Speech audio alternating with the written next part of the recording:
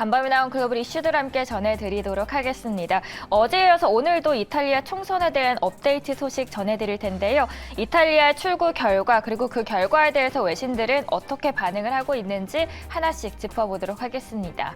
먼저 이탈리아 신문들의 첫 페이지를 장식한 장면입니다. 멜로니 얼굴 보이시죠? 보시다시피 이탈리아 정책은 극우였습니다. CNN은 독재자 무솔리니가 이후 첫 극우 성향 총리인 동시에 이탈리아 사상 최초로 여성 총리의 탄생이 확실시됐다고 전했는데요. 출구 조사 결과 우파 연합은 41에서 45%를 득표한 겁니다. 계산을 해보니 대략 상하원 모두 과반을 확보했다는 걸 알 수 있었는데요. 이걸 예측했던 멜로니 대표였을까요? 출구조사 발표 뒤에 바로 이탈리아는 우리를 선택했다며 일찌감치 승리를 표명하기도 합니다. 독재자 무솔리니 이후 100년 만에 또 탄생하는 이탈리아 극우 정권은 언제 그러면 출범을 할까요? 먼저 개표가 완료되고 새롭게 선출된 상원의원 200명, 하원의원 400명이 의회 등록 절차가 10월 10일에 선택이 됩니다. 새 국회 개원일은 10월 13일이고요. 새로운 상하원 의원이 또 선출이 됩니다. 그리고 새 정부 출범 절차는 총선으로부터 거의 한 달 뒤인 10월 24일부터 시작될 가능성이 커 보이는데요. 종합을 해보자면 새 정부의 출범은 아무리 일러도 10월 말은 돼야 할 걸로 보이네요. 어떤 이유에서 멜로니는 총선에서 승리를 할 수 있었을지 그 이유도 함께 짚어보도록 하겠습니다. 먼저 야후 파이낸스의 기사인데요. 긴 본문을 요약을 해드리면 한마디로 멜로니 대표의 승리는 드라기 정권에 대한 불만이 그만큼 컸다는 방증이라는 평가를 합니다.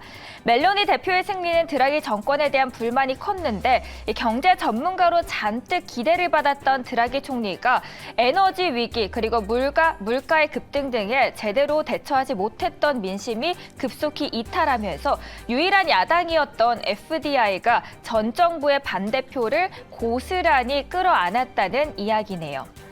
알자지라도 보도록 하겠습니다. 반이민 정서를 자극한 멜로니 대표의 지지세를 확장하는 데 크게 기여했다고 이야기를 하는데요. 이탈리아에서는 난민에 대한 적대감이 다른 유럽 국가들보다도 특히 더한 걸로 유명합니다.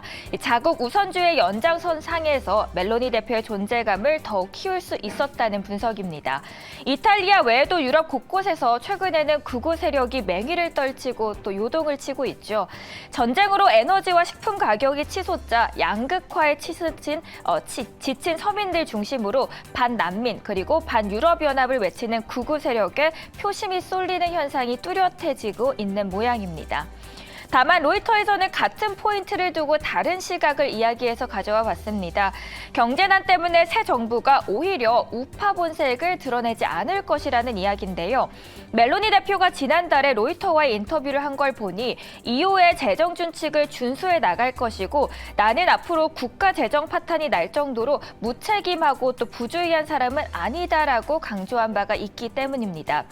사실 이탈리아의 경제 성장률은 당초 2.4%보다도 크게 낮은 0.6에서 0.7%로 수정할 가능성이 있다는 보도가 나올 정도로 이탈리아 경제 상황은 현재 녹록지 않은 모양입니다. 그렇다고 8월 인플레이션율이 9%에 달하는 상황 속에서 무턱대고 재정 완화를 이야기하기도 어려운 처지죠. 타임스에서는 변동이 심한 이탈리아 정치 현실에 대해서 연합 세력의 안정적인 국정 운영을 기대하기 힘들 것이라는 우려도 큰데요. 유럽연합의 총재 출신으로 이탈리아 정치의 안정을 불러올 것이라는 기대를 모았던 드라기 총리마저도 1년 5개월 만에 사임을 했죠. 본문에서도 보면 정부의 앞날이 순탄치 않을 것 같다고 이야기를 하고 있습니다. 한편 ABC 뉴스도 보겠습니다. 비슷한 부정적인 뉘앙스를 치솟고 있는데요. 이탈리아의 국가 부채가 GDP의 150%에 달할 정도로 집권 경험이 없는 FDI가 운영을 할 경우 유럽 재정 위기에 불을 붙일 수 있다는 우려도 적지 않다는 내용입니다. 우파 연합은 선거 과정에서 연금과 복지 분야에 공공지출 증가와 더불어서 소득세와 법인세 인하를 공약했는데요. 만약 정부가 이 정책을 전면 시행할 경우 시장에 심각한 반발을 초래할 것으로 보이고 있습니다. 그러면 이날 이탈리아의 10년물 국채 금리는 장중 연중에 최고치를 기록하기도 했습니다. 그만큼 이탈리아의 경제 전망을 부정적으로 바라보는 투자자들이 많은 모양인데요. 특이한 부분이 BBC에서도 있었습니다. 이번 총선으로 이탈리아에서 극우 정당이 집권을 했지만 이탈리아 투표율은 사상 최저치를 기록했는데요. 아무래도 우파 연합의 승리가 예상하는 상황에서 많은 유권자들이 투표를 포기했을 수 있기 때문이라고 분석을 하고 있습니다.